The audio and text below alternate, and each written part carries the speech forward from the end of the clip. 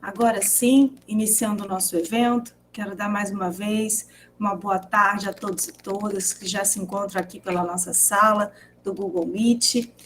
Quero agradecer a presença de todos os alunos, mas principalmente a todo o público externo que vem colaborando também, fazendo a extensão da Universidade Federal Fluminense, somando com essa Universidade Federal Fluminense a realidade do que se faz do papel da universidade, que é essa troca constante, fazendo com que a universidade reverta para uma reflexão crítica junto da sociedade.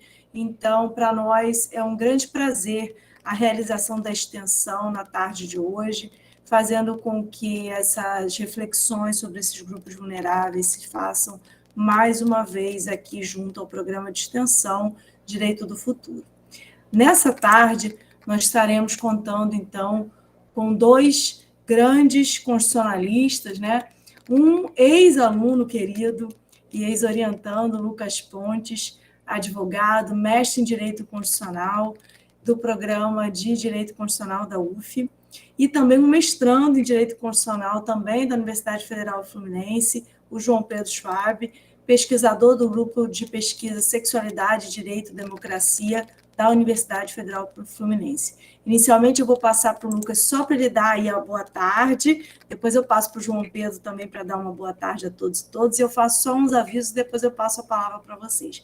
Inicialmente, muito obrigada, Lucas, e um carinho enorme por ter você por aqui, querido. Carinho todo meu, Fabiane. Boa tarde a todos. Cumprimento o João por poder dividir aí comigo esse espaço no dia de hoje. E agradecer, né, Fabiane? E matar um pouco da saudade por tantos anos, né, que a gente ficou aí na graduação. Você que foi minha querida, né, orientadora, tanto do TCC, dos grupos de pesquisa e também da monitoria. Uma honra poder estar aqui. Quantos anos de formado, de graduação, Lucas? Depois que passa dos 5, a gente já não conta, né? Não conta mesmo não, porque aí eu tenho certeza do quanto que eu estou ficando velha. Realmente, não conta não.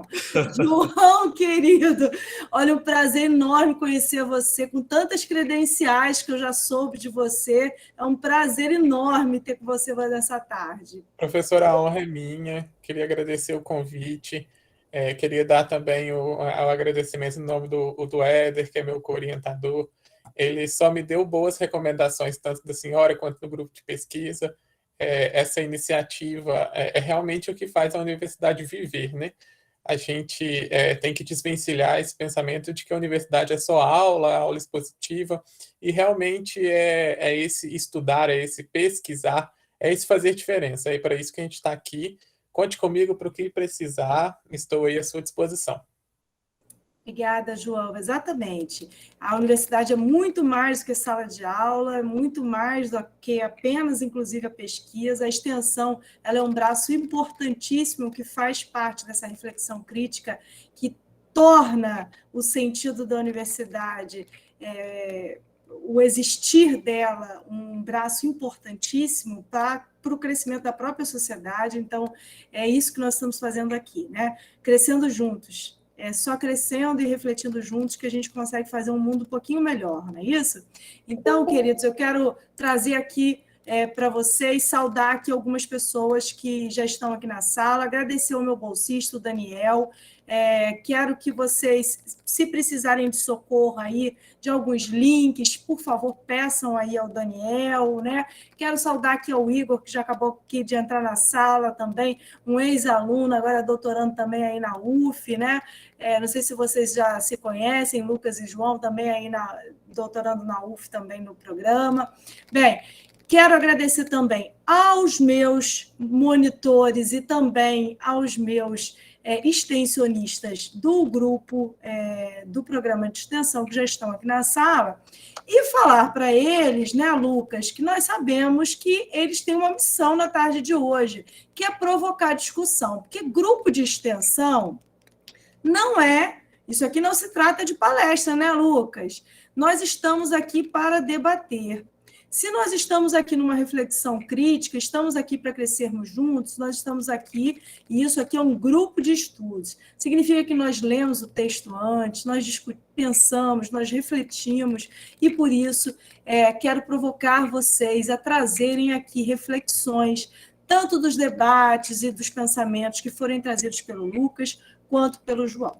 Então, não só dos meus extensionistas, mas a todos, e não apenas, e aí quero trazer para o Lucas e para o João, que nós temos tido uma grata alegria de não apenas terem aqui profissionais e estudantes de direito, mas de psicologia, de sociologia, e isso engrandece muito, e muito, né, todo o nosso debate, porque nós não somos sabedores de todos os conhecimentos, pelo contrário, é através de todas as relações da interdisciplinariedade que nós podemos crescer juntos. Aí, olha, a Tatiana já falando que a geografia está aqui presente hoje, e é essa a relação que a gente faz com que a gente consiga, através das múltiplas linguagens, a gente consiga, então, se entender e construir, sim, um mundo um pouquinho melhor. Então, Lucas, a palavra está com você, querido. Eu sei que, João, eu perguntei para o Lucas anteriormente se vocês tinham aí combinado, por isso que eu já estou passando aqui para o Lucas a palavra a ele. E já fica, pessoal, já a provocação para já colocarem tanto pelo chat, tanto posteriormente à fala do Lucas, se quiserem levantar a mãozinha e fazerem questionamentos, ou depois da fala do João, para ambos, pode levantar a mãozinha e fazer oral, como podem também colocar via chat, tá bom? Então, Lucas, obrigada mais uma vez, a palavra está com você.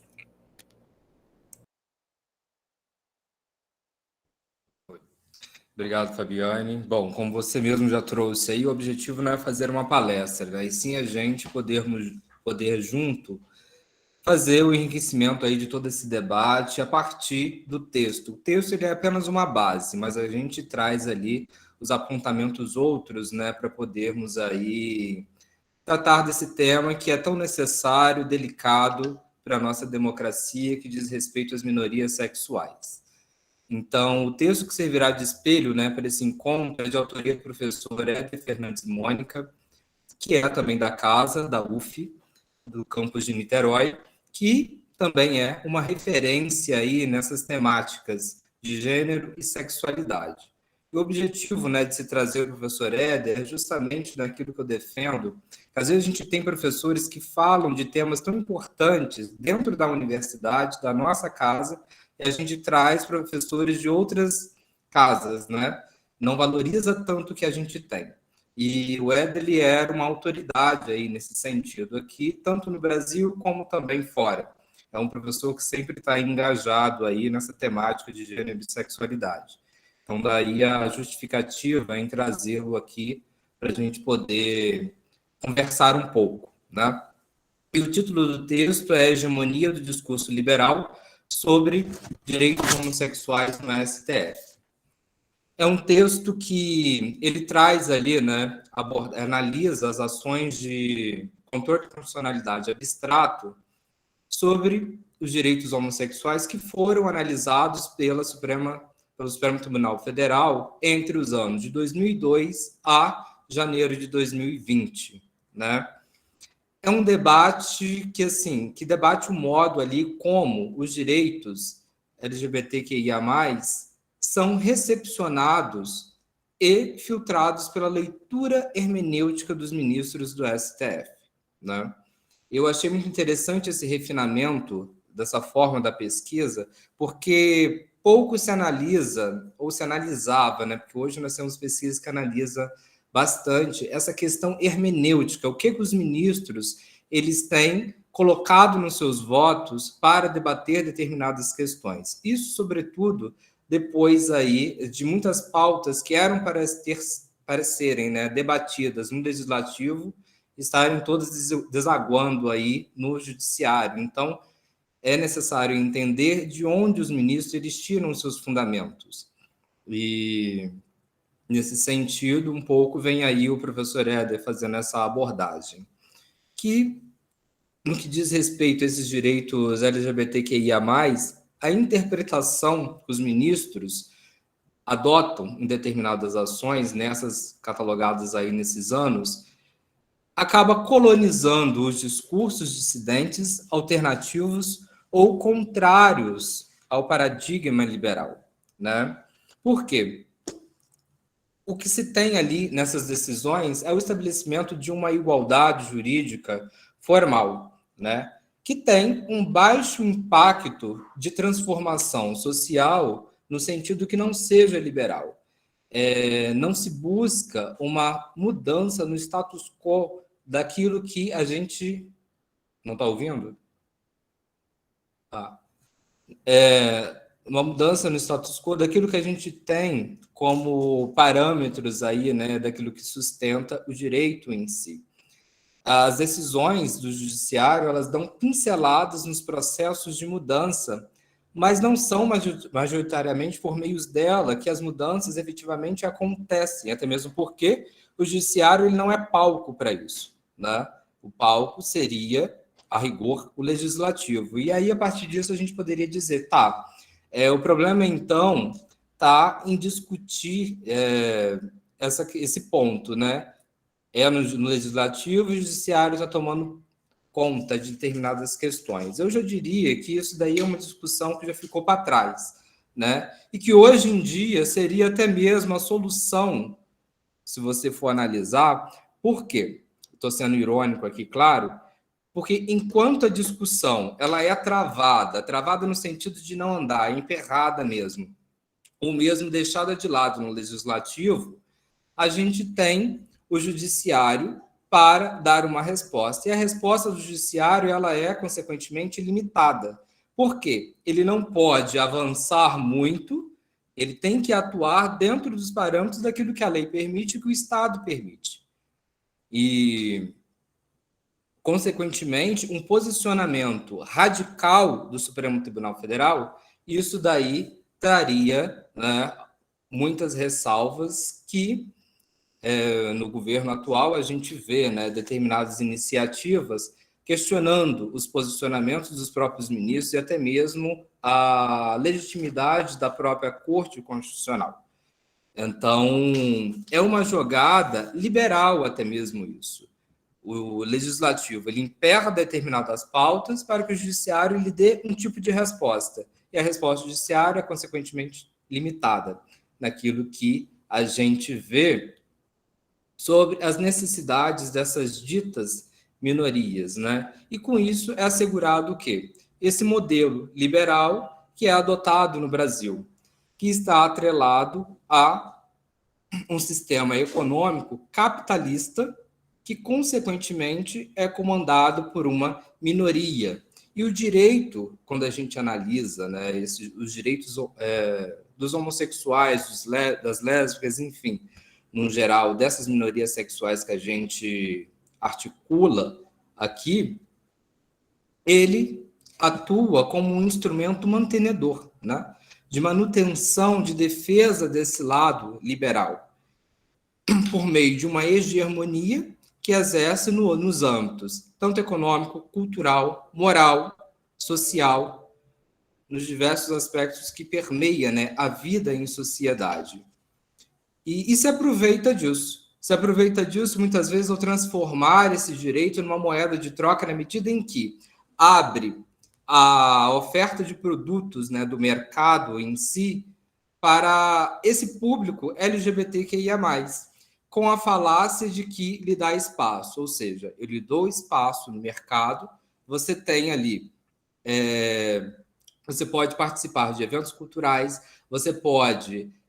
ter produtos, né, que fale da sua tribo, então você já está dentro da sociedade, não tem o que questionar que não é visto. E aí, a partir disso, na verdade, esse direito de sexualidade está mais adstrito, né, a uma igualdade material, que ela não é alcançada. Você deixa de lado, você trabalha uma lógica individualista, que é própria do capitalismo, para não trabalhar o outro lado, que é necessário quando a gente fala em minorias, que é da igualdade material, né?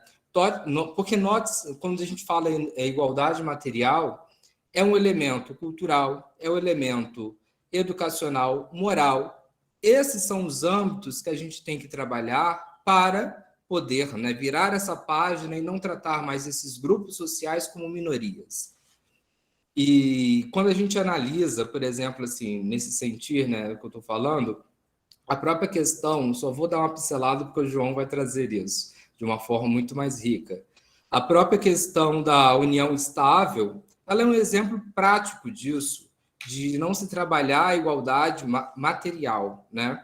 Porque o casamento, se você analisa, casamento é o quê? É um negócio jurídico que visa a manutenção da propriedade. Falando grossamente aqui em termos do direito, né? A parte as questões aí de relacionadas, né, com o amor, enfim, a família, falando grossamente a respeito do direito. Dizendo isso porque tem pessoas de outras áreas aqui, né? Então, o casamento como instituto, né, como negócio jurídico, pela sua história, ele é próprio para isso, para a manutenção da propriedade. E, ainda que mereça ser celebrado, ele é uma conquista que está dentro dos limites do Estado e coloniza, silencia as diferentes subjetividades existentes no rol dos direitos homossexuais. Porque não necessariamente o casamento entre dois homens ou duas mulheres que seja tem que seguir ali os parâmetros de um casamento heterossexual. Você dá o direito, mas você não entra ali na questão subjetiva pertencente a esse grupo, como se esse grupo se vê totalmente representado nesses moldes. E é isso que a gente viu na linguagem utilizada também pelos ministros ao tratar dessa questão sobre o casamento, né, entre casais homossexuais. Então, as ações e mecanismos de mudanças realizadas, ainda que paliativas, né, pelo judiciário, elas são realizadas não são majoritariamente realizadas com a participação dos homossexuais ou por meio, né, de pessoas que eles têm uma empatia de pertencimento de grupo. Veja, na própria questão do aparato estatal, não há nenhum ministro ali declaradamente homossexual para tratar da questão, né? Ainda que você tenha, né, a questão de trabalhar com o amicus curiae, as audiências públicas e tudo mais, infelizmente, essa participação por essa via, e há textos, né, de diversos professores, pesquisas comprovadamente falando, que mostram que pouco é utilizado dessas audiências, das falas dos amicus curiae, nos votos dos ministros. Pouco influencia-se os ministros. Então, não há aí uma efetiva participação desses grupos sociais nesse sentido, que possa, né, lhes trazer aí uma noção de pertencimento.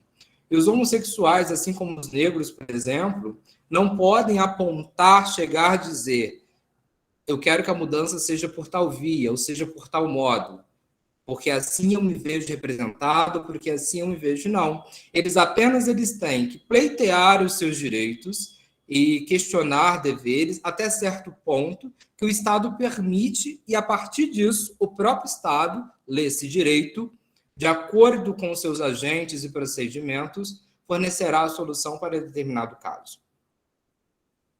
E, por isso, nada mais acertado do que taxar esses novos direitos como minorias, porque eles já entram no sistema com um déficit, né, cuja superação depende do próprio Estado. Uma alternativa radical, que eu diria, né, para a gente poder mudar um pouco desse paradigma liberal, seria a própria academia e até mesmo os grupos, né, pertencentes a essas minorias, e aqui no caso as minorias sexuais, não se alcunharem como minorias. Por quê?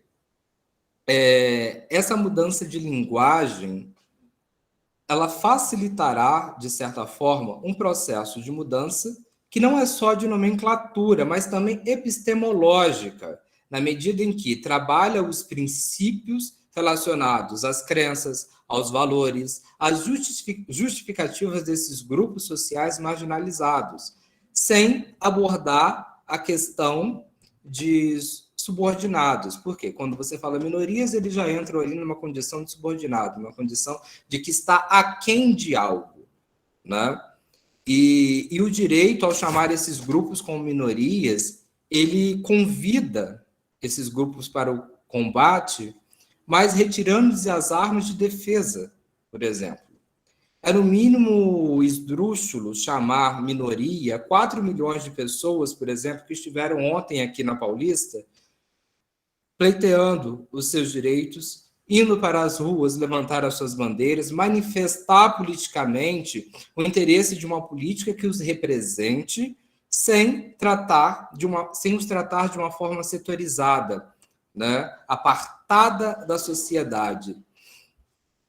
É certo que a gente pode, quando analisa todos esses direitos, mas o cenário é tão ruim assim. Não, nós tivemos alguns avanços, né? Principalmente a partir aí de 2018, em que nós tivemos a ADI 4275, que previu lá a possibilidade, né?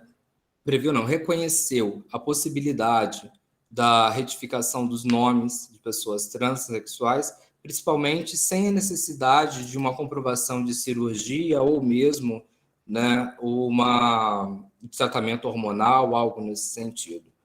Mas, quando você analisa a aplicação desse direito na prática, e o João também, eu acredito que ele vai tratar um pouco disso, não sei, mas a clínica de direitos humanos da UF, ela trata sobre esses processos, né?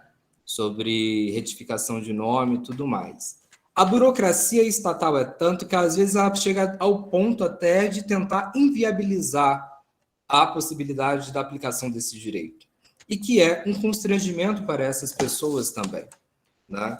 Então, por isso que eu digo que o ponto é muito mais embaixo. Não basta o reconhecimento formal, não basta dizer você tem direito, você pode fazer isso ou deixar de fazer. É necessário você fornecer condições para que esses direitos eles sejam aplicados na prática.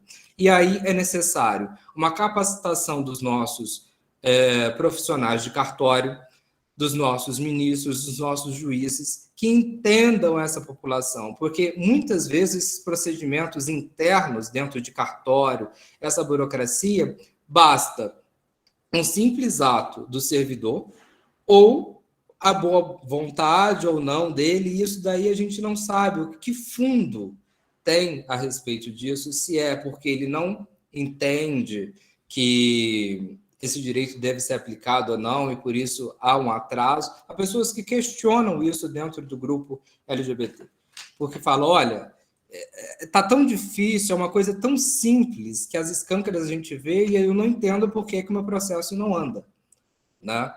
Então, é necessário avançar-se mais nesse sentido. Daí a necessidade da desconstrução de determinadas ideologias, né, e estereótipos que estão associados nessa burocracia estatal. Reconhecer o direito é importante, mas travar o seu alcance, aí está uma celeuma muito grande que a gente precisa ainda superar. Então, por isso é necessário a gente ainda ficar discutindo racismo, é necessário a gente ficar discutindo minorias sexuais e tantos temas correlatos, né? Porque às vezes parece, mas não chega de falar, não chega, até o ponto em que todos possam se ver ali em igualdade de condições. Por isso, todas as vozes da população LGBTQIA+, são necessárias para a construção de uma política, de uma cultura, de uma educação, por meio da qual ela não apenas se veja representada naquele que está lá no poder, mas que também lá ela possa estar falando por si mesma. Isso é igualdade material de condições, né? É preciso a gente colocar, como academia, né, as mãos nessa ferida que ainda é latente da moralidade, porque não é só na questão do direito que isso afeta. Há um fundo moral que assombra essa cultura brasileira e esparge para todos os âmbitos, inclusive o direito, tanto, né, que a gente aqui está nesse diálogo aí com outras áreas também, para que a gente possa acreditar que uma outra globalização ela é possível naqueles moldes, né, que o próprio Milton Santos entendia a partir dos países subdesenvolvidos. Por quê? As pessoas que são vistas ainda como minorias, estão ainda subjugadas, elas terão condições bastante para poder questionar, mudar a estrutura na qual elas estão inseridas, passar por cima de toda essa burocracia e, então, conseguir uma superação, um novo modo de se viver na sociedade democrática. Quando a gente olha assim, não se trata aqui apenas de falar, está sendo radical bastante para falar, acaba-se tudo, instaura-se uma nova ordem.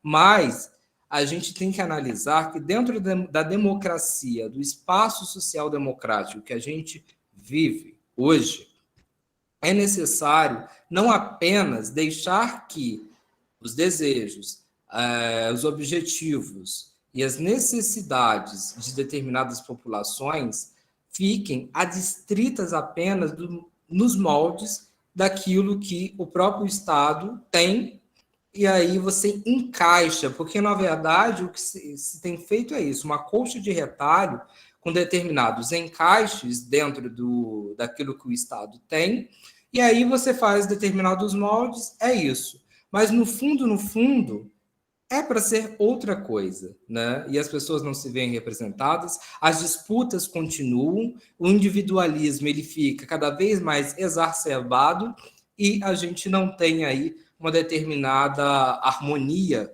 tanto política quanto social. E, bom, para iniciar o debate, eu não quero falar tanto para não cansar todos nós, né? Então, eu trouxe esse ponto para iniciarmos, tem mais coisa para falar, mas não sei se tem alguém querendo falar alguma coisa ou não, alguma questão. Deixo aí a palavra para o João. Obrigada, Lucas. Então, pessoal, mais uma vez, quem quiser se inscrever, levantar a mãozinha, fazer a colocação, fique sempre à vontade. Quiser também se manifestar pelo chat, também fique à vontade. Eu vou passar a palavra para o João, também para as suas colocações iniciais, e aí depois a gente passa aí com uma rodada também das manifestações. João, então, está com você. Obrigado, professora. É muito difícil falar depois do Lucas, né? Porque ele é fantástico. Conheço o Lucas lá da Clínica Jurídica, que a gente participa junto. A gente estava desenvolvendo um trabalho bem legal lá. Você ainda está, Lucas? Que eu estou um pouquinho afastado dos últimos meses. Eu também tive um pequeno afastamento. Aí, viu? Todos nós nos afastamos dos últimos meses, mas a gente continua lá junto com o Éder. O Éder, que é o autor do texto que o artigo que o Lucas indicou, é o meu co-orientador de mestrado. Então, eu vou muito na linha de pensamento do Éder. E aí, com essas colocações iniciais que o Lucas trouxe, eu queria aprofundar um pouquinho mais a discussão com vocês. Eu acho que o meu papel hoje é mais colocar muitas dúvidas nas cabeças de vocês, para vocês pensarem, do que responder às dúvidas. Então, o Lucas falou muito sobre essa necessidade de inclusão, essa necessidade de proteção dos grupos minoritários nesse sistema jurídico, né? Só que aí a gente vê muito que os trabalhos, as pesquisas, todas vão sobre essa premissa, tem que se incluir, tem que se fazer políticas públicas, mas aí a gente não vê muitos debates que aprofundam justamente nessa problemática de necessidade de inclusão. Então, esses chamados novos sujeitos de direito, eles são todos derivados realmente de uma tradição liberal moderna. Então, a gente tem essas duas revoluções liberais, do fim do século XVIII, que foi a Revolução Francesa, de 1791, e a Revolução Americana também, de 1787, que realmente foram revoluções que cuidaram de positivar, de constitucionalizar esses direitos individuais. E aí acaba que, com isso, essas revoluções positivaram, mas não universalizaram e nem colocaram na prática mesmo essa constitucionalização dos direitos com a sociedade. E a gente vê isso pela própria sigla de uma minoria sexual, que é a sigla LGBTQIA+, e aí a gente pode colocar outras várias letras, né? Antigamente a sigla não era assim, era GLS, então gays, lésbicas e simpatizantes. E e aí depois começou-se a transição para GLBT, que seriam os gays, lésbicas, bissexuais e transexuais, /travestis. E hoje aí houve essa inversão justamente para aumentar essa necessidade de inclusão. Aí colocaram as lésbicas, gays, bissexuais, travestis. Aí veio queer, veio intersexual, veio assexual e depois veio plus, aí para abarcar todas essas identidades de gêneros e orientações sexuais. Eu queria saber de vocês se vocês têm, se vocês entendem essa diferenciação, que eu acho importante da gente explicar, sobre identidade de gênero e orientação sexual, e justamente essa problematização de identidades. Porque hoje em dia se está tanto colocando a necessidade de você estar dentro de uma caixinha, que se você não estiver dentro de uma caixinha de uma minoria, você acaba que se sente excluído da própria minoria.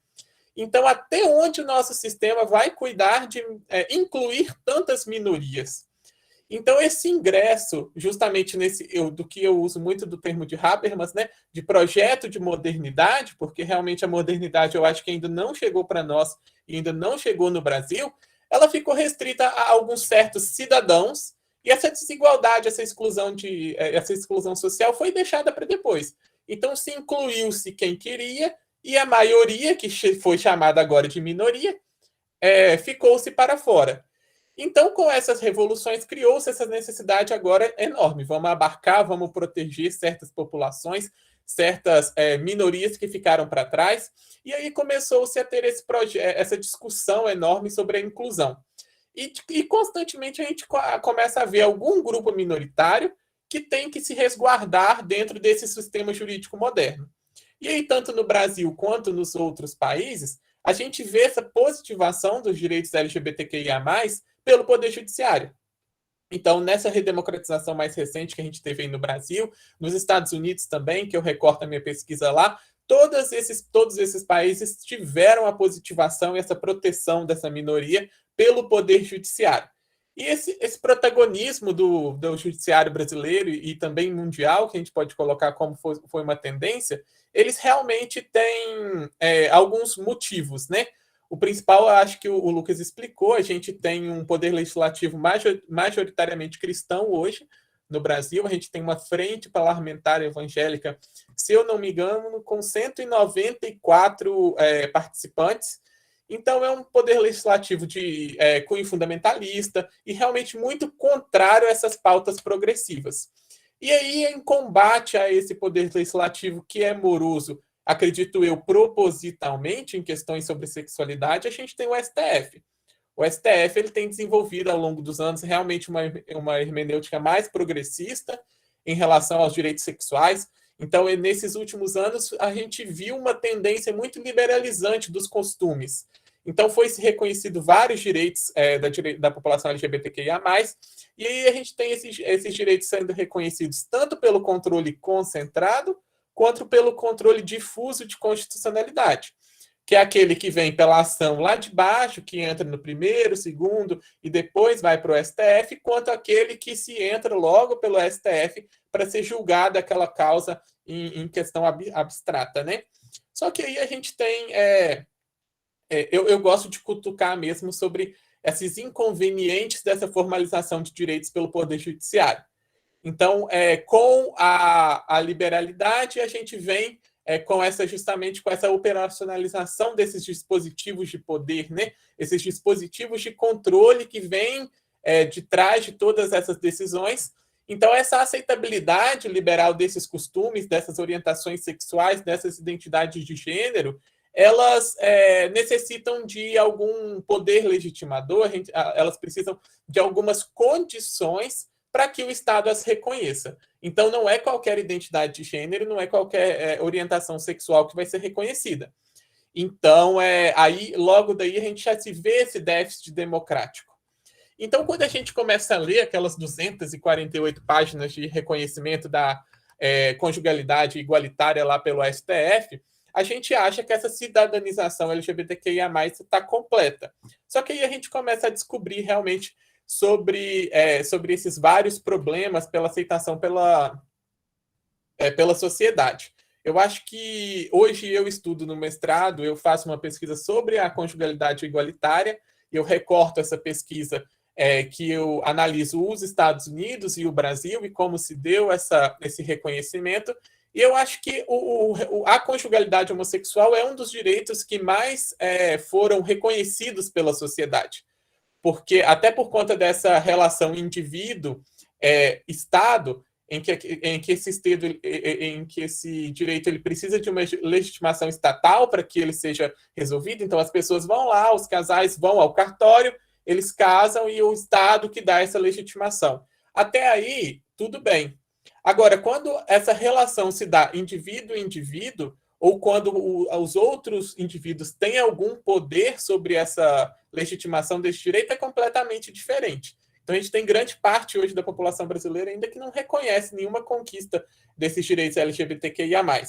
Então, a gente tem todos os dias no noticiário morte de pessoas LGBTQIA+, e em especial ainda a população travesti e a população transexual, que é a que mais vai ao contrário dessa aceitabilidade que a gente tem.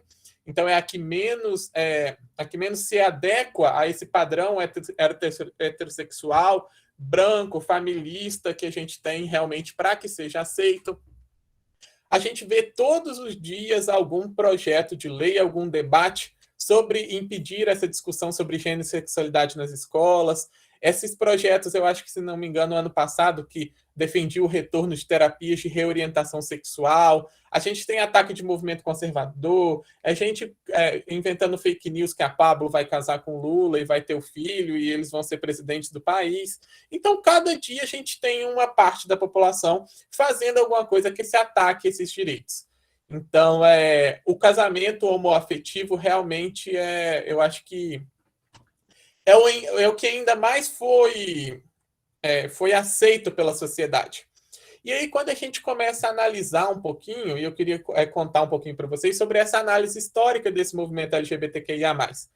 Então, esse discurso militante, ele foi transformado ao longo dos anos.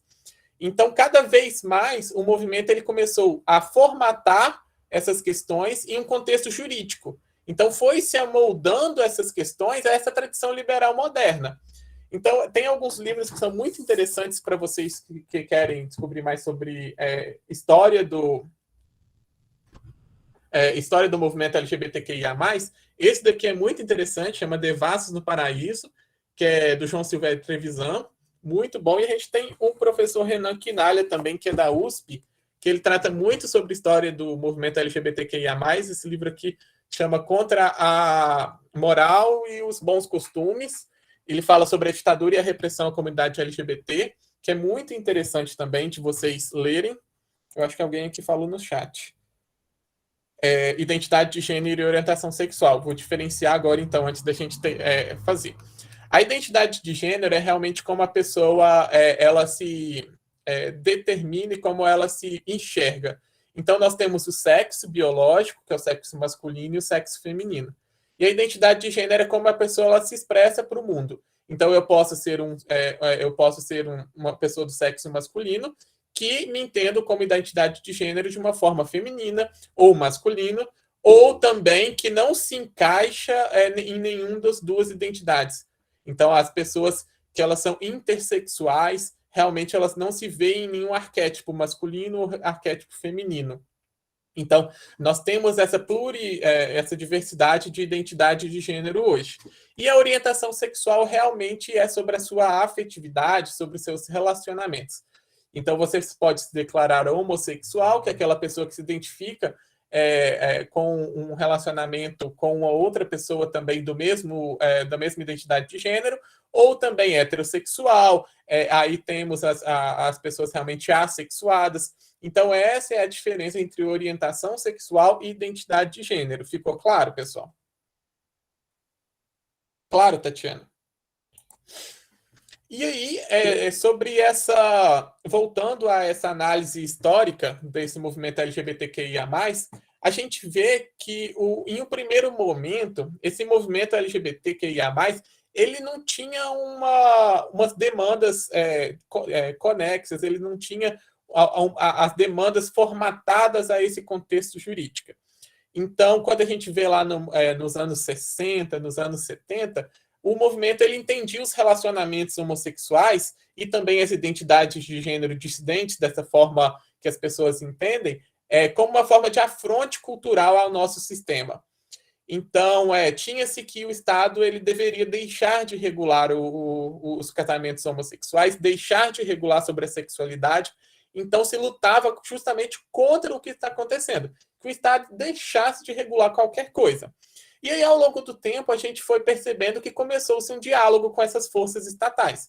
Então, a gente tem um diálogo com o Estado dos movimentos sociais, e aí começou-se a formular essas demandas sobre a tradição dos direitos fundamentais. E aí começou-se a ter os termos minorias, começou-se a ter os novos sujeitos de direito, e aí cedeu-se dessa autonomia, dessa disrupção com o sistema, para utilizar dessa retórica jurídico-constitucional para a defesa dessas reivindicações. Então, aí os movimentos pró-LGBTQIA+, e os contrários também, da mesma medida, começaram a judicializar essas demandas. Isso a gente encontra aqui no Brasil e em diversos outros países, que quase todos realmente foram pelo Poder Judiciário. E com isso a gente tem os direitos advindo justamente das ações de controle de constitucionalidade, aqui no Brasil, nos Estados Unidos, e a gente tem as cortes constitucionais ou supremas cortes deferindo esses direitos e deferindo essa proteção a essas minorias. E aí eu queria citar um pouquinho com vocês sobre as duas ações do Brasil que legalizaram e permitiram a conjugalidade homossexual. Por que eu falo conjugalidade homossexual e não casamento homoafetivo, igual geralmente as pessoas tratam? Porque a minha pesquisa defende muito que o termo próprio homoafetividade é um assimilacionismo e é uma colonização desses corpos homossexuais. Porque, igual o Lucas próprio falou, nós temos a leitura do casamento como um instituto patrimonial. Até meados dos anos 2000, 2005, nós líamos o casamento como algo patrimonial que visava resguardar o patrimônio dos envolvidos, visava resguardar realmente esses direitos civis e esses direitos bem relacionados a bens, dinheiros, pensões, etc. E aí, com a nossa querida desembargadora Maria Berenice Dias, ela começou a ler o casamento como algo afetivo. Então, esse termo que ganhou grande repercussão à época mesmo, das ações que foram julgadas no dia 5 de maio de 2011, que foi a DPF, que é uma ação de descumprimento de preceito fundamental, para quem não é do direito, é uma ação de constitucionalidade. Ela foi a 132, e a ADI, que é a ação direta de inconstitucionalidade 4277, ambas elas foram julgadas em conjunto, porque elas tinham o mesmo pedido, no dia 5 de maio de 2011. Então, esse termo que ele foi utilizado nas 200 e poucas páginas do acórdão que deferiu o casamento, a conjugalidade homossexual, foi criado por essa doutrinadora Maria Berenice Dias. E começou-se a ser lido o casamento como um instituto do afeto, como um instituto que ligasse mais ao sentimento e realmente passasse por esses aspectos, ao contrário do que realmente estava sendo lido. E aí os ministros escrevem os seus votos poéticos e lindos e maravilhosos, conceituando essa conjugalidade como essa união afetiva, essa união amorosa. E aí começam a citar que seriam em volta de um voluntário navegar por um rio sem margens fixas. E começam a citar também que por baixo dessa toga também vive um homem com coração. E acabam que começam a ligar o casamento homossexual a um ideal de afetividade. Então, a afetividade começa a ser um termo que seria o termo legitimador dessas relações. E o porquê que a gente problematiza isso? Porque a gente tem que aplaudir, a gente tem que defender, temos que defender. Mas, ao mesmo tempo, nós temos que nos soltar das correntes que nos aprisionam. E aí, quando você legitima um casamento homossexual pelo afeto, você está legitimando o gay branquinho, que tem o corpo legal, porque a gente vê uma gordofobia muito grande também no movimento LGBTQIA+. Então, a gente vê aquele gay branco que frequenta a academia, a Smart Fit, que quer casar e ter filhos, Então, esse sim pode entrar no STF, esse sim pode ser aceito pela comunidade, até porque ele representa o ideal padrão heterossexual que a sociedade realmente aceita e acolhe. Então, nada que sai disso, aí quando começam-se a questão da feminização, tudo que parte desse ideal heterossexual já não é mais aceito. Então, as pessoas travestis, as pessoas transexuais, os gays afeminados, os gays que não são monogâmicos, todas as outras ideais de relacionamento são deixados para trás. Então, somente se legitima uma parte da minoria, que eles mesmos podem, e a outra parte se deixa para depois. E aí, como que a gente vai continuar com essa mesma coisa de inclusão, inclusão, inclusão? E aí a gente tem alguns inconvenientes nessa decisão também. O próprio ministro Aires Brito, que foi o relator da decisão, ele citou no voto dele que ele entende o sexo das pessoas como um todo pró-indivíduo e por ele alcançar o ser e o respectivo aparelho genital da pessoa. Então, de acordo com o relator, o sexo não teria a menor possibilidade de associação entre o órgão e a pessoa natural intercediada. Então, a gente teve uma clara transfobia no próprio voto do relator, ao dissertar sobre a questão de sexo e gênero. E aí continua-se as aberrações jurídicas, ressaltando sobre preferências sexuais, sobre opção sexual também nos votos. E aí as pessoas citam a chegar a citar que as pessoas de preferência homossexual só poderiam ser felizes homoafetivamente. E aí essa crítica que eu tento fazer e que a gente tenta construir realmente a esse sistema liberal moderno, que aí para incluir, antes precisa de excluir alguns outros cidadãos. E isso advém, igual eu falei, lá das revoluções liberais, gente. Quando esses direitos fundamentais foram legitimados e positivados, esses direitos realmente eram para os cidadãos, era para o homem.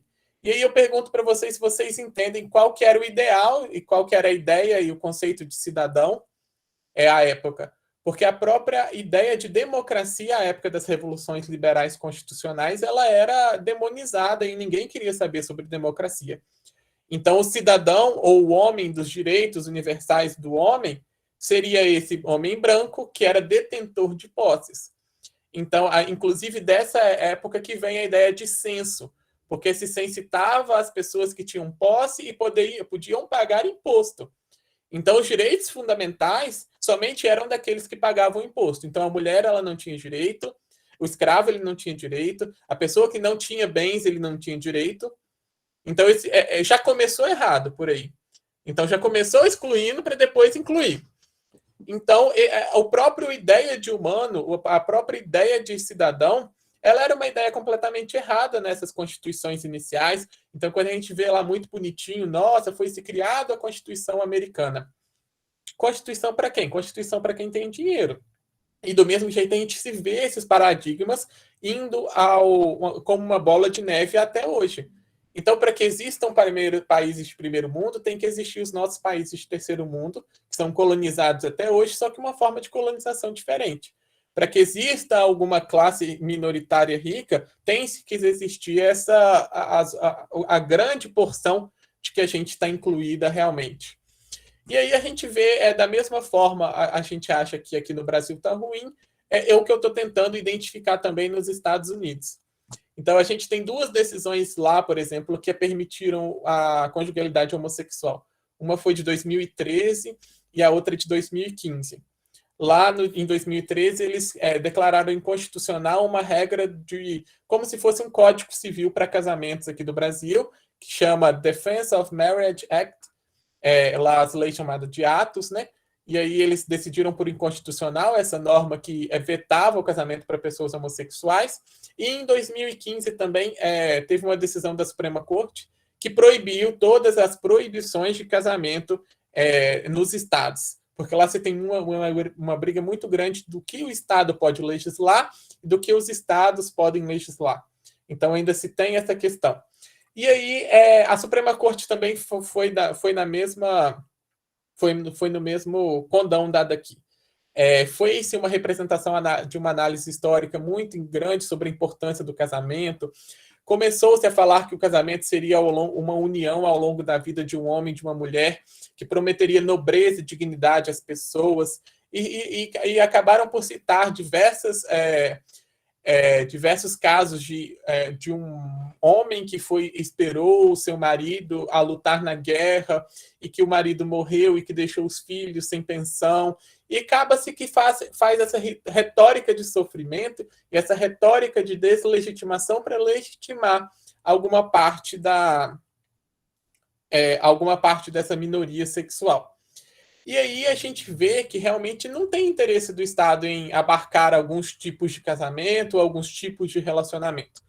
O Estado não está nem aí para que se a gente acha ele acolhedor ou bonitinho, e a gente vê que realmente o aparelho estatal, o aparelho judiciário, legislativo, o executivo está a serviço do próprio capitalismo, igual o Lucas falou. É o que eu penso, pelo menos eu entendo um pouquinho na minha pesquisa. A gente tem, eu acho que, 3 frentes hoje de culturalização heterossexual da comunidade LGBTQIA+. Então, a gente tem essa por meio do casamento igualitário, que realmente culturaliza as pessoas.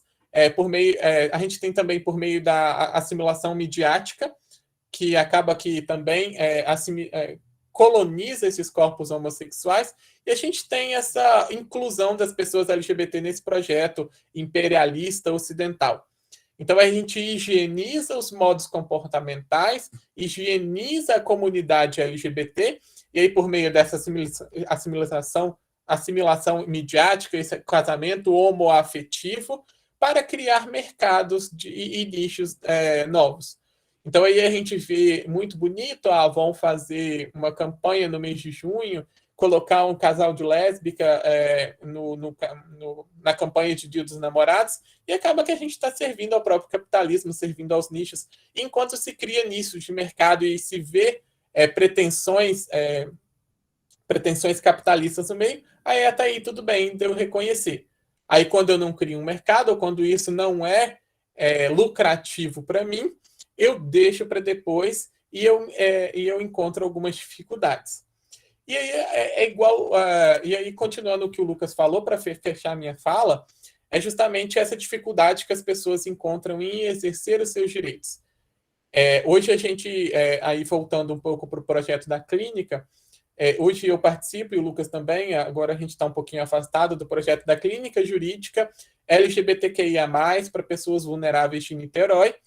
Então, essa clínica jurídica ela é responsável por atender algumas demandas das pessoas residentes em Niterói que têm dificuldade de ter seus direitos exercidos. Então, a gente recebe muita demanda de retificação de retificação de nome, retificação de sexo, adequação de sexo. A gente recebe muita demanda sobre homofobia, transfobia. E aí a clínica ela oferece essa assessoria jurídica gratuita, e ingressa com as vias judiciais, extrajudiciais, e a gente vê muitos juízes, muitos tabeliões que ainda encontram dificuldade em reconhecer coisas que já estão positivadas e já estão garantidas há muito tempo. Nós temos juízes de primeiro grau que ainda requerem laudo psicológico para alteração do nome. A gente tem tabeliões que criam documentos um em cima do outro, para que não se realize essa retificação. Nós temos episódios frequentes de homofobia, de transfobia, e aí a Carla e o Éder sempre falam que o objetivo da clínica é atuar até que não precise mais da clínica. E esse é o nosso objetivo. Eu acho que a gente está aqui para criticar como academia, a gente está aqui para ver o lado ruim e bom das decisões, mas a gente também está aqui para se unir e criar projetos como este, que realmente possibilita a mudança de vida das pessoas e que faça a diferença. Hoje a gente tem alguns projetos muito interessantes na clínica, que chama do Diversipós, por exemplo. Tem sim, Tatiana, eu vou passar. O Diversipós ele é um curso gratuito para as pessoas que estão terminando a graduação ou estão na graduação para ingressar na pós-graduação. Então, as pessoas LGBTQIA+, que queiram ingressar na pós-graduação, tem esse projeto, que são encontros semanais de metodologia científica, de realmente perspectivas para pós-graduação na faculdade. Tem também a jornada do SDD, a jornada da clínica também, que expõe os nossos resultados. Tem o Defensoras, que é um curso de defensoras sociais LGBTQIA+. Então, ano passado, por exemplo, nós tivemos a presença da Keila Simpson, da Bruna Benevides, que é presidente da ANTRA, que é a Associação Nacional de Travestis Transsexuais. Nós tivemos o Pauliotti, que foi o autor da ação de criminalização da homofobia, com a gente, realmente oferecendo essa conscientização e essa capacitação para as pessoas entenderem seus direitos, para ingressarem na pós-graduação, porque é só tendo essa representatividade nos órgãos estatais que a gente vai conseguir avançar. Então, não adianta nada a gente não querer ir para tomadas de decisão para que nós não possamos mudar pelo menos um pouquinho ou aumentar um pouquinho dessa inclusão e desses grupos minoritários que agora acabaram por se tornar moda, justamente derivado dessa tradição liberal. E aí, agora eu quero ouvir vocês também, vou ler aqui o chat. Lucas, se você quiser falar de novo também. Nossa, João, agora eu fui ver que minha câmera estava fechada aqui, eu estou encantada. E é isso, né? Na verdade, é uma luta que é constante, é uma conscientização que é constante, né, João? A clínica desempenha um papel importantíssimo, porque é esse papel que faz com que no dia a dia se lute junto da universidade, para a mudança das realidades ali que chegam junto da universidade, seja para a mudança de um nome. Então, assim, é muito interessante. Depois, então, se você puder deixar, você já deixou aí o link, né? O Lucas deixou. É muito interessante, sabe, Tatiana? Depois vocês entrem lá. O Éder faz o Éder e a... Esqueci o nome dela. E a Carla. E a Carla Apolinário fizeram palestra ano passado com a gente. Foi uma palestra interessantíssima. A gente tem gravado, pessoal. Depois vocês entrem lá no YouTube do Cidadania Ativa. Foi um evento muito interessante. Mas eu quero ouvir vocês. Quero dar oportunidade também para o Lucas, se quiser também complementar alguma coisa. Quem quiser levantar aí a mãozinha, fica aí à disposição. Mas João aqui colocou já aqui um questionamento. João, pode falar, querido. Obrigado, professora. Acabou que o questionamento que eu fiz foi um comentário um pouco até longo, mas, na verdade, o João expressou muito bem o que estava na minha cabeça, que é exatamente uma questão de como que vai ser mudado esse panorama. Você já tem uma baixa representatividade na política, você já tem uma baixa representatividade nos espaços acadêmicos. Como que vai ser mudado isso? Então, eu achei muito interessante, inclusive, essa iniciativa do conhecimento científico. Eu estou residindo hoje em Niterói, sou professor sou aluno da Fabiane, peço perdão, em Macaé, mas hoje estou residindo em Niterói. Se tiver alguma oportunidade de contribuir. É porque ele está doido para virar professor, gente. Por isso que ele já está falando isso, entendeu? Mas era só isso mesmo, que é uma coisa, é uma manifestação do capitalismo para captar esse dinheiro dessa população que é tolerada, por enquanto. Mas, por exemplo, a comunidade trans, a população trans ainda sofre tremendamente, continua sendo alvo dessa questão do capitalismo de gerar dinheiro para quem quer, né?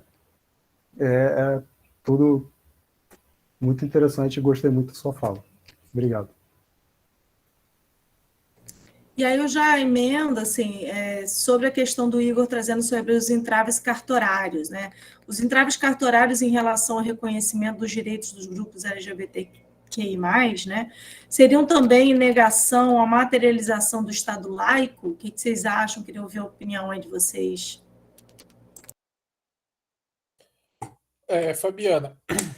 Fabiane, desculpa. Eu acho que a própria retificação do nome não ser uma questão gratuita já é o entrave para a materialização do direito. Porque nós temos o registro civil gratuito, agora quando a pessoa nasce, quando a certidão de óbito também, que é gratuita, e aí a gente tem uma taxa cartorária para retificação do nome civil.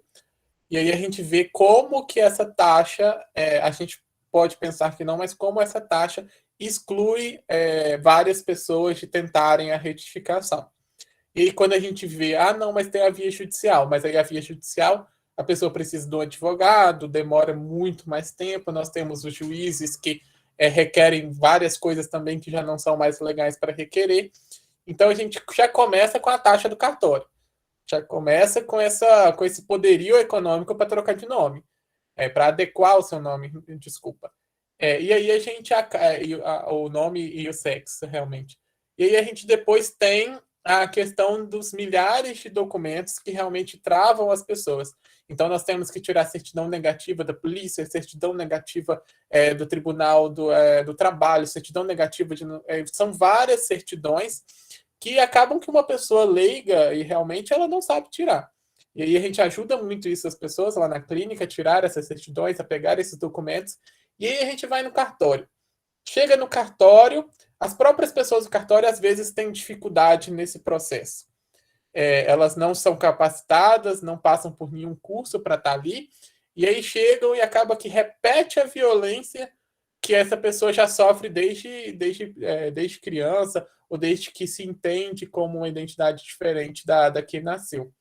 E aí a pessoa repete, ela começa a perguntar várias coisas sem sentido, e começa a requerer alguns documentos que realmente não são requeridos pelo CNJ, e aí a própria... eu entendo isso como um entrave proposital, e um entrave proposital muito grave, porque a gente realmente tem o direito básico da pessoa de ser chamada pelo nome e de ter a sua adequação de registro civil aí travada por falta da população realmente querer. E aí vai naquilo que eu acabei de falar lá. Quando realmente é só o Estado vai lá e bate um carimbo, tudo bem. O Estado ainda consegue, mas aí sim vem para a sociedade ela não quer reconhecer. E aí acaba que dificulta o direito de ser legitimado, né? Com certeza. Eu vou pedir para o Daniel já colocar aí o formulário, Daniel, não sei se você já colocou, o formulário, pessoal, é tanto para vocês se manifestarem fazendo sugestões, por favor, para os próximos temas, pedindo para que vocês solicitem também que se manifestem sobre a temática também, e também é uma forma também da gente garantir para quem a gente depois, lançando no link de confirmação de presença, caso não apareça lá, a gente consegue confirmar por aqui também, tá bom? Tem uma outra questão aqui, que é a respeito da declaração, peraí que eu estava perdendo, da ADO. E aí eu vou pedir, Lucas, para você se manifestar, depois o João, se quiser também, que foi do Matheus. Matheus perguntou assim, olha, qual a visão de vocês sobre o julgamento da ADO 26 que criminalizou a homofobia? Existe a perspectiva de que a decisão da STF fere o princípio da reserva legal em matéria penal? O que vocês acham sobre isso? Essa questão de ferir, né, o princípio da reserva legal foi até apontada à época pelo próprio ministro Lewandowski, né? Porque era uma extensão do tipo penal para abarcar situações que não eram especificadas. Desculpa, Lucas. Vamos explicar um pouquinho o que é a ADO, né, Lucas? Porque né, a gente já foi assim, metendo um pé na porta, né? Tem gente que é de geografia, de outros cursos. Então, assim, gente, Lucas, ajuda aí, né? O que é a ADO, e aí você explica, por favor. Olha, pessoal, para quem pode estar conhecendo alguém que pode depois falar assim, eu tentei entrar e estão negando. A partir desse momento que a gente já começa no período de perguntas, a gente nega a entrada na sala. Até porque a gente já teve as exposições, né? Não é justo com quem já chegou desde o início, a gente permitiu o pessoal chegar agora para confirmar a presença, né? Então, pode dizer mesmo que a gente não permite a entrada na sala, tá bom? Mas pode falar, Lucas, explica aí um pouquinho, por favor. Perdão. E eu também, acabei, né? Então, a ADO é uma ação direta de inconstitucionalidade por omissão, né? Que é um meio ali de controle de constitucionalidade que é exercido soberanamente aí pelo Supremo Tribunal Federal quando há uma omissão legislativa, né? Que também vai de encontro a uma obrigação constitucional de legislar. Ou seja, tem a necessidade de ter uma legislação, mas você não tem ali a lei em si para isso, né? E é tanto que essa ação de constitucionalidade por omissão, ela veio a partir de um mandado de injunção, né, que foi, salvo engano aqui, à época colocado pela Associação Brasileira de Gays, Lésbicas e Transgêneros. E aí o Supremo ele teve de atuar em relação a essa omissão legislativa, dizendo assim grosso modo, né? Acho que se ficar alguma dúvida eu posso esclarecer melhor. E aí então em relação a isso, né? Veio essa pergunta a respeito do princípio da reserva legal, se fere ou não.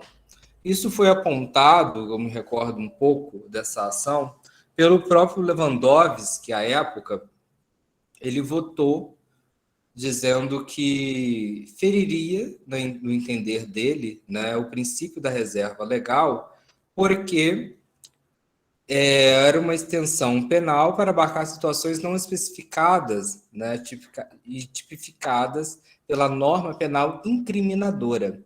Então, feriria, no entender dele, o princípio da reserva legal. Aí depois vieram outros constitucionalistas também questionando, né, se feriria ou não o princípio da reserva legal. Mas o que eu percebi de tudo, dizendo aí não a minha visão, mas a visão que prevaleceu, né, porque foi uma ação que teve aí 8 votos favoráveis e 3 contra, foi a visão de que se estava a falar sobre o direito de minorias, né, de pessoas em que são sempre colocadas ali à parte na sociedade. Isso daí quem levantou à época foi a ministra Carmen Lúcia.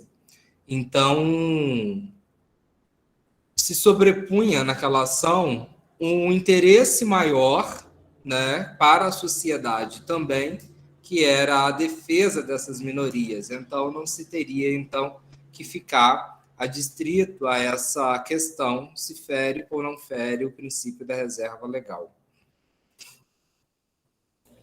Então, eu queria, assim, a gente, na fala inicial, né, de vocês, nós estávamos sempre refletindo, e aí foi até título do tema de hoje, minorias sexuais, né? E a gente foi falado, inclusive, pelo Lucas hoje, né? Da gente refletir se a gente deve usar essa terminologia, né, Lucas? Minorias. Se realmente nós temos tantas pessoas que se enquadram nessas ditas minorias. E o papel do Supremo Tribunal, na verdade, é fazer, inclusive, a proteção dessas ditas minorias, não apenas as minorias sexuais, mas todas as minorias que possam não se sentir representadas por esse legislativo que muitas vezes vai ser enviesado por interesses, né?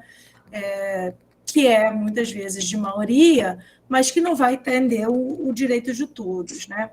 Mas aí eu pergunto a vocês, assim, será que qual é o caminho? Assim, um dos caminhos eu sei o que é esse, do que a gente está fazendo aqui nessa tarde, né? Que é refletir, que é debater. Mas será que o que mais que a gente precisa construir, principalmente quando a gente fala dessa área do direito, para trazer uma construção efetiva de proteção a esse grupo que ainda possui tantos direitos que não são protegidos, né? Que ainda no seu dia a dia possuem tantas afrontas assim, a direitos não só de personalidade, mas de proteções mesmo primárias, né? Inclusive a própria existência, né, de segurança, inclusive. E aí eu queria ouvir um pouquinho de vocês. Eu não sei se vocês têm resposta a isso, é claro, né? Mas o que vocês acham? Qual é o caminho inicial que nós, enquanto operadores do direito, e também nós, enquanto seres humanos, eu acho que podemos fazer a reflexão múltipla, né? Nós, enquanto operadores de direito, e nós também como seres humanos em geral, não apenas só como operadores de direito, porque temos vários outros profissionais aqui. O que nós precisamos despertar e iniciar para fazer com que a gente consiga caminhar para uma proteção efetiva para garantir, então, um pouco mais de dignidade e proteção de direito a essas pessoas? Eu acho que assim, Fabiane, falar rapidinho, porque eu acho que o João também quer trazer alguma coisa, não sei. Mas o ano passado, aproveitando esse ponto aí que você trouxe da segurança, teve a estimativa aí de quase, né, 320, isso que foi catalogado, pessoas LGBTQIA+, que morreram por causas violentas, né, no Brasil. E a cada ano a gente vê um crescimento exacerbado. Aqui na cidade de São Paulo mesmo, você de cara, quando vai pelas ruas, principalmente pelos bairros centrais, você vê uma população expressiva LGBTQIA+. No entanto, essas populações, quando estão em determinados lugares, você vê que elas são um pouco guetizadas, sabe? Colocadas ao lado, mesmo aqui em São Paulo. E isso me trouxe, assim, uma reflexão a respeito de várias coisas. Na fala do João, quando ele veio trazendo esse ponto, né, das padronizações que existem dentro da própria comunidade LGBT. Por quê? Há uma padronização para que a pessoa ela possa ser melhor aceita, ser melhor vista pelas outras pessoas que não são desse grupo. Então, o interesse, muitas vezes, é não desse grupo se ver reconhecido dentro do próprio grupo que pertence, mas se ver reconhecido pelos outros.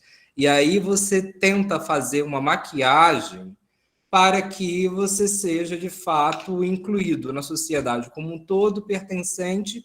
Eu posso frequentar determinados lugares que outras pessoas frequentam e vou ser respeitado de igual patamar, entende? Então, quando você coloca, quando você dizendo assim, em termos gerais, a gente coloca essa população como minoria, isso também já gera um tipo de barreira, no meu entender, porque ninguém quer fazer parte de uma minoria, entende? E aí, para você mesmo ter voz, para poder falar, eu pertenço a esse grupo, mas quem vai chegar de cara e logo vai falar, eu sou de uma minoria tal? As pessoas não gostam. Até porque, né, Lucas, a condição sexual, a escolha sexual do sujeito, vamos combinar, ou do sujeito que possui uma certa deficiência, ou do sujeito que possui determinada raça, ele simplesmente, ele é assim, é uma condição, né? Então, vamos combinar, assim, né, de maneiras bem óbvias, né? Ele não precisa se enxergar numa outra condição para ser aceito. Ele é assim. Se ele é assim, essa existência precisa ser protegida, né? De maneira por óbvia, porque é um ser humano. Sim. Né? Então, assim, é algo tão. Parece uma aberração, né? Parece que a gente está falando de algo tão óbvio que parece que a gente precisa desenhar, né? O que nós estamos falando aqui é de proteger seres humanos, né? Exatamente. Isso aqui, pelo que eu estudo, que a gente vê presencialmente, está muito adstrito ainda pelo campo da moral. Uma moral que ainda está enraizada na cultura brasileira, que, trazendo para a parte dos direitos sexuais, quando você fala, né, tanto de homossexuais, de lésbicas, a primeira coisa que chega é o ato sexual, a promiscuidade, coisas relacionadas a esse tipo. E aí você encara já essa população com outro olhar.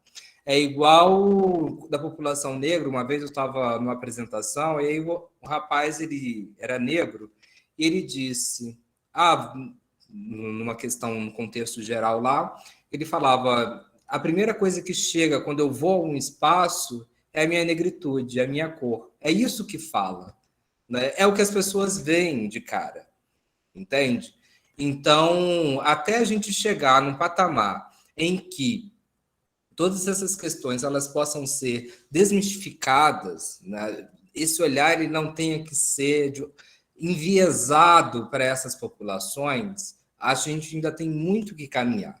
E um ponto que a gente pode fazer, enquanto academia, eu acredito que é trabalhar nessa questão das nomenclaturas, na questão da inclusão, dando voz para essas pessoas, porque o saber acadêmico que a gente tira da doutrina, da lei, dos conhecimentos científicos é importante, mas a vivência dessas pessoas também, para serem estudadas, também é muito importante. E a fala dessas pessoas, por isso que existem os espaços, né, dos encontros, dos seminários e tal. A fala dessas pessoas é uma matéria-prima também para ser trabalhado e utilizado pela academia para dar voz a essas pessoas.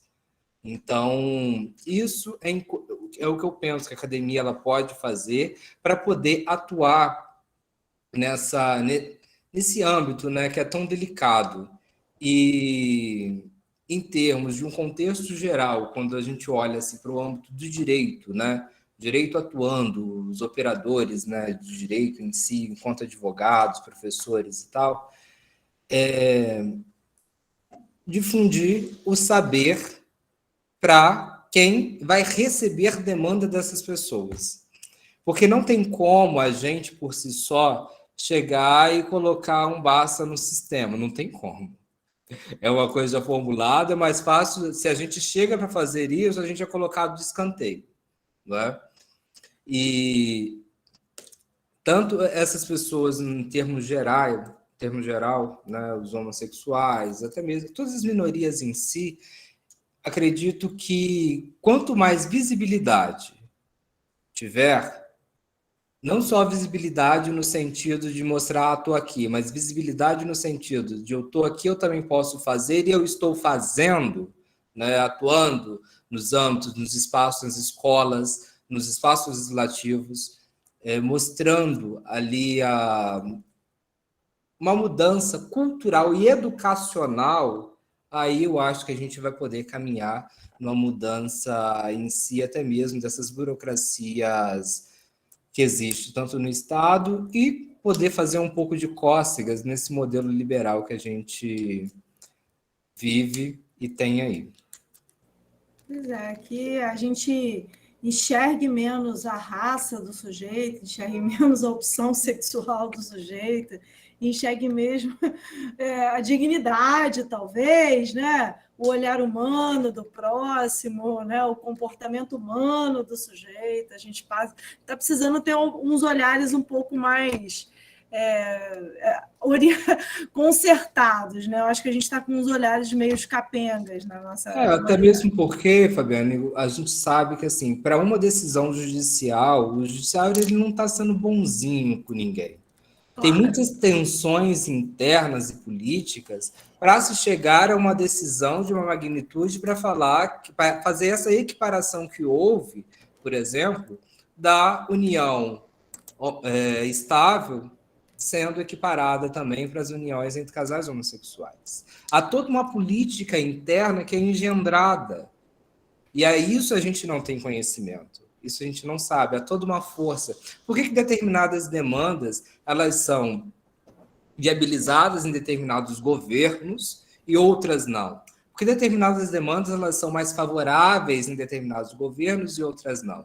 É o sistema em si de freios e contrapesos, são as tensões sendo ali sempre, às vezes, camufladas e às vezes colocadas mesmo em pauta na sociedade para que tensões outras não venham a acontecer. Enfim, esse jogo de força que a democracia exige e requer para a sua existência, porque democracia é luta, não é o Estado ali em que todo mundo está em harmonia um com o outro, não.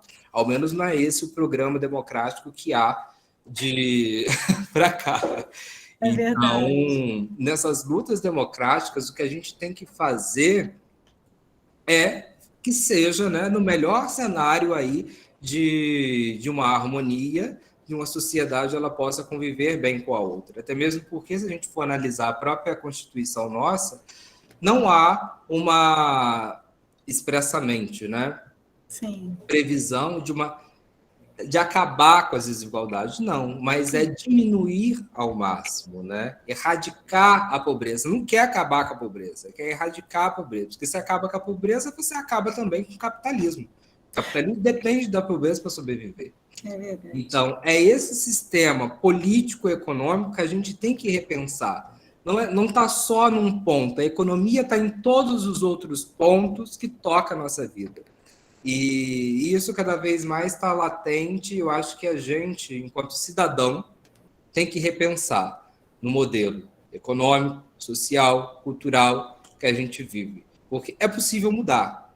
Basta que tenhamos aí uma boa vontade e também um pouco mais de interesse em procurar, né, determinar Entender, né? e entender, exatamente. É. Luísa, querida, pode falar. Opa, boa noite aos colegas, boa noite, Fabiane, aos expositores. Eu queria inicialmente agradecer a exposição, né, pela sensibilidade que trataram o tema, pela profundidade também. E eu queria fazer apenas uma observação, porque enquanto o Dr. Lucas estava falando sobre a moral, eu me lembrei muito do conceito mesmo de Durkheim, quando ele vai falar que a moral e o direito, eles são, na verdade, manifestações dos valores, né, dos ideais de determinada sociedade, e que não necessariamente eles caminham juntos. Então, acho que a partir daí a gente vê a importância do direito, justamente quando a gente percebe que muitas sanções sociais, elas são aplicadas ainda levando em consideração valores, né, históricos, homofóbicos, transfóbicos, etc. Isso também se coaduna muito com a importância do poder judiciário, né? O Dr. Lucas também falou isso no início da apresentação, justamente quando as necessidades desse grupo, né, entre aspas, intitulado de minoria sexual, elas não possuem uma resposta efetiva das demais esferas do poder. Então, a gente vê que muitas vezes problemáticas e conflitos eles são apresentados ao Poder Judiciário justamente porque não há uma resposta efetiva de outras esferas. Então, aqui até parafraseando, né, a professora Marilena Chauí, que é inclusive uma entrevista que foi indicada pelo professor Daniel, da disciplina Filosofia do Direito, da UF, que ela vai conceituar o Estado, né, a partir de uma mentalidade empresarial. A gente sabe que o seu processo é extremamente burocrático, né? As engrenagens do Estado, elas giram em torno de determinados fins, mas quando a economia, né, o fator decisório econômico passa a ser o pilar do Estado, a gente vê que muitos conflitos e muitas demandas sociais do cidadão elas acabam migrando para uma relação empresarial, onde os conflitos eles são transportados da sede da empresa para serem resolvidos intra-autos, né, no Poder Judiciário. E a depender da parte, da temática específica ou do impulso midiático, é que haverá alguma visibilidade em cima dessa demanda. Então, eu acho interessante essa temática, justamente com a última observação do Dr. Lucas, que, de fato, algumas demandas, às vezes, possuem uma maior visibilidade, às vezes possuem resposta, a depender também dos interesses econômicos, né, do Estado, do poder público. Então, daí a importância do direito e do poder judiciário para que esses grupos eles também tenham voz e tenham uma resposta efetiva, porque os direitos estão na Carta Magna, né? Os direitos fundamentais estão constitucionalizados. A questão é a efetividade desses direitos. Então, é isso. Eu só queria agradecer mais uma vez pela fala dos expositores. Obrigado, Luísa, pela sua fala. E é justamente isso. Quando eu estava analisando, né, tanto a minha fala como a apresentação, eu trouxe essa questão da moral, eu lembrei de Durkheim, que ele trata justamente desse ponto, né, quando você analisa aí a teoria, principalmente do Estado e tudo mais. E, aproveitando aí o engajamento da sua fala, você me fez lembrar Roberto Gargarella, da Sala de Máquinas da Constituição, em que, quando você trouxe engrenagens, eu lembrei disso, da Sala de Máquinas, o texto dele, que é um texto muito interessante, até para quem não é da área do direito, para poder entender um pouco dos mecanismos, né, da própria Constituição, como que ela atua, não no âmbito necessariamente só jurídico dentro do Estado, mas ela tem ali, né, bases em todas as outras áreas também, porque a Constituição ela determina a relativa autoridade dos próprios atores governamentais. E aí é que está um pouco do cerne dessa questão, né? Para esse jogo de força que há dentro da democracia é um jogo de força que é também constitucional.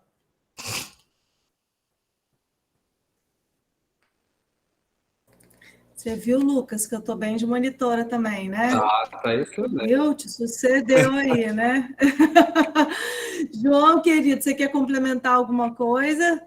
Eu quero, professora. Tem uma citação aqui do livro do Renan Quinalha que eu acho super interessante, que fala assim, ó, boates, bares e espaços de pegação e sociabilidade entre homossexuais cresciam e conviviam proporcionalmente à repressão do Estado. Então, enquanto os homossexuais se estivessem nas sombras do anonimato ou nos guetos em que se escondiam, eles podiam existir e fazer o que quisessem. O problema era quando queriam vir à luz e ocupavam esse espaço público, reivindicando uma existência, um local político na sociedade. E aí é o que realmente até a Luísa falou, o Lucas também falou, a política sexual hoje do próprio governo Bolsonaro até é essa política de invisibilização. Quem não vê não é notado e não precisa de ser protegido também, né? Então, quando a gente tem a entrada do governo Bolsonaro, a gente tem retirada de diversas páginas, por exemplo, sobre o HIV, sobre a AIDS, políticas públicas também sobre isso. Nós temos, a gente teve a inclusão no censo, acho que até alguém falou ali, sobre as questões sobre sexualidade determinadas, então não se teriam dados sobre a população homossexual hoje no Brasil. Então, quem não é visto não precisa de ser protegido. Então, é essa questão realmente sobre invisibilidade. Hoje, para a gente, acho que ter alguma discussão sobre sexualidade, sobre gênero no Brasil, a gente precisa de ser visto, a gente precisa de ser lembrado. Então, quanto mais barulho a gente tiver e quanto mais a gente conseguir tomar espaços públicos de decisão, então, a cada vez mais, eu acho que a gente se interessar por isso, se interessar pela pós-graduação, se interessar por espaços públicos de debate. Eu vejo muito desinteresse da população enquanto buscar realmente defender um direito que não é meu. Então, se eu não sou abarcado por aquilo, eu não estou nem aí para aquilo.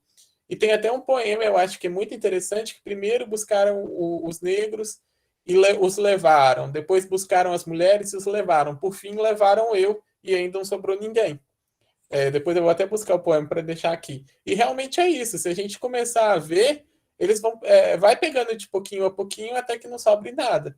Então, eu acho que falta empatia, eu acho que falta interesse e falta realmente tomada de decisão em espaço público para todas as pessoas, independente de qual minoria seja, principalmente minorias de gênero, minorias sexuais, etc, etc.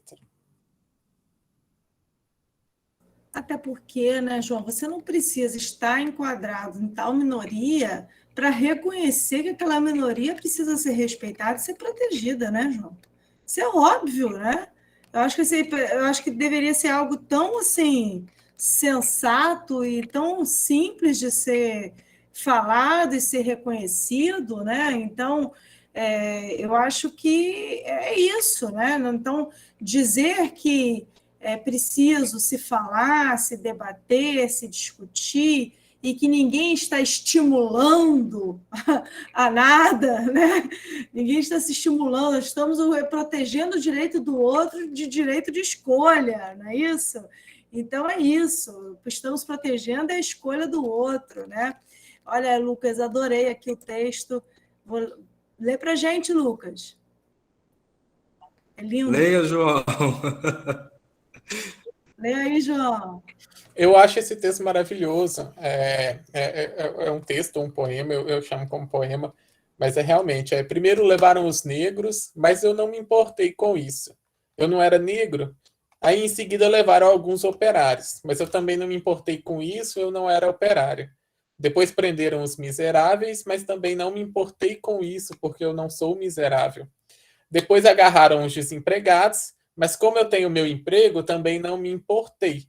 Agora agora estão me levando, mas infelizmente já é tarde. Como eu não me importei com ninguém, ninguém se importa comigo.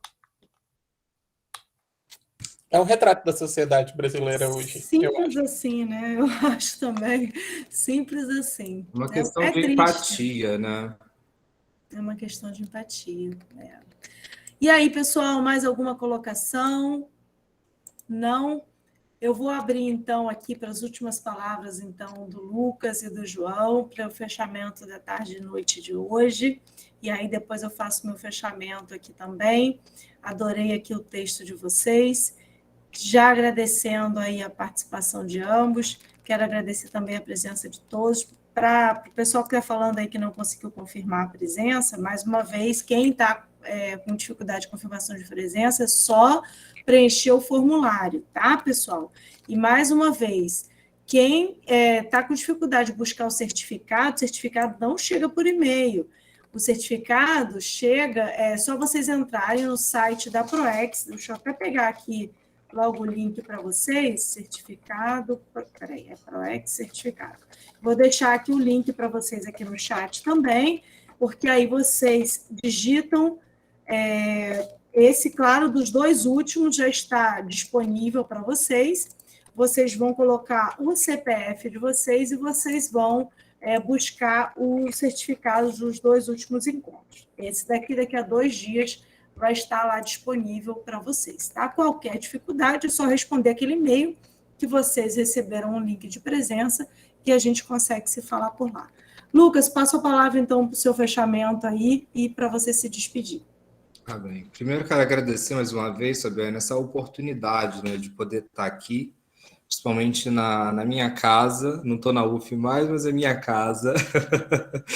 Fiz minha graduação, meu mestrado na UF. Conheci muitas pessoas, né, queridas e que continuam na minha vida até hoje. Exemplo disso é você que está aqui e que me convidou para poder, né, estar aqui nesse espaço. E que também serve aí de encorajamento para os seus monitores, as pessoas que estão hoje com você, para mostrar que você toma pela mão mesmo, é aquela mãe, aquela orientadora que briga, que está junto e segue independentemente dos anos, se falar pouco ou muito. Então, te agradeço a oportunidade, você sabe o carinho que eu tenho por você.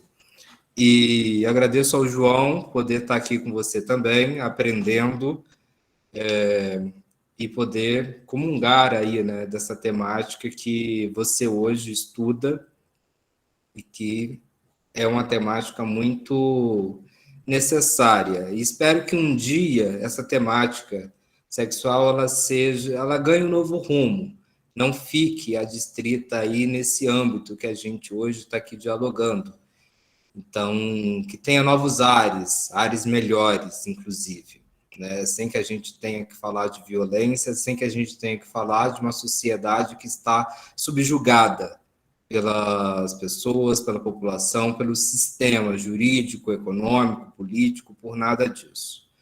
E agradeço a todos vocês que tiveram aí a paciência e também o interesse em poder permanecer com a gente aí no fechamento desse debate. Muito obrigado.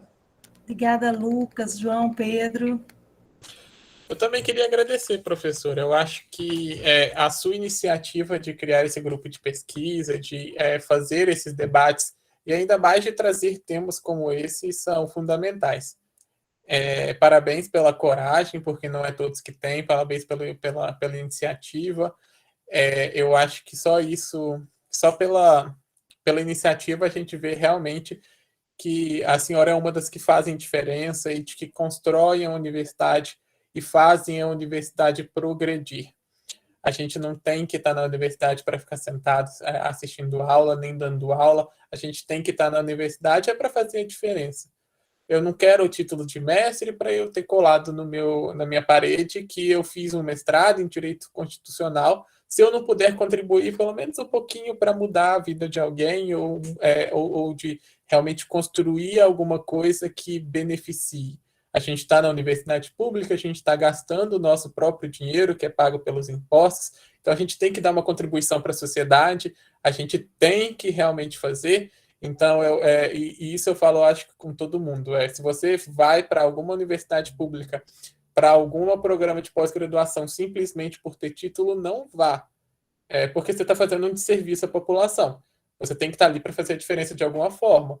E isso que a senhora está fazendo aqui num cargo público, com o dinheiro público, é fantástico, é sensacional. Então, eu queria lhe parabenizar e agradecer pela honra de estar aqui com o Lucas, que é um parceiro muito grande também, que é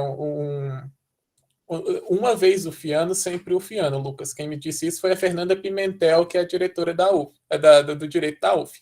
Então, de acordo com ela, você sempre será o Fiano. Queria agradecer a todo mundo, queria me colocar à disposição também. Se quiserem, eu passo meu e-mail, meu celular. Quiserem entrar em contato comigo por conta da clínica jurídica, se quiserem saber como ajudar, sobre também algumas questões de pesquisa, estou inteiramente à disposição de vocês para o que precisarem. E quando quiserem, eu volto mais vezes. Com certeza, João. Mais uma vez, quero agradecer.